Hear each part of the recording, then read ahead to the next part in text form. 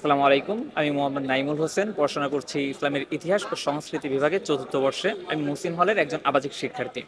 মুহসিন হল সংসদ নির্বাচনে এবার আমি এজিএস পদপ্রার্থী। আমার হলের যে সকল সমস্যা আছে সেই সমস্যাগুলো নিয়ে আমি মনে করি যে আমি আমার নিজের মতো করে খুব সুন্দরভাবে কাজ করতে পারবো। আমার হলে আমার শিক্ষার্থীদের দীর্ঘদিন ধরে আবাসনের সমস্যা আছে, আমার শিক্ষার্থীদের পড়াশোনার সমস্যা হয়, আমার রিডিং রুমে এসির ব্যবস্থা নাই, আমাদের আধুনিক কম্পিউটার ল্যাব নাই, যে কারণে আমাদের শিক্ষার্থীরা অ্যাসাইনমেন্ট, তাদের প্রেজেন্টেশন ইত্যাদি বিভিন্ন ক্ষেত্রে তারা পিছিয়ে আছে। এছাড়াও আমাদের গবেষণার জন্য পর্যাপ্ত ব্যবস্থা নেই। আমি যদি এই জায়গাটা যেতে পারি, আপনারা যদি আমাকে পছন্দ করেন, আপনারা নির্বাচিত করেন, তাহলে আমি আমার হলের রিডিং রুম, আমার হলের আবাসন ব্যবস্থা, আমার হলের নিরাপত্তা ব্যবস্থা এবং আমাদের একাডেমিক মাঠের জন্য আমি কাজ করব।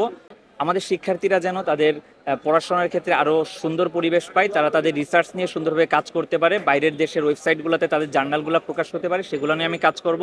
তাদের যে আধুনিক ব্যবস্থা আছে, প্রযুক্তির যে গত ব্যবস্থা, চ্যাট জিপিটি ইত্যাদি, এগুলো আমি তাদের জন্য অ্যাভেলেবল করার চেষ্টা করব। এগুলা নিয়ে ইনশাল্লাহ কাজ করব। আপনাদের কাছে আমি দোয়া ও সমর্থন প্রত্যাশী। ধন্যবাদ।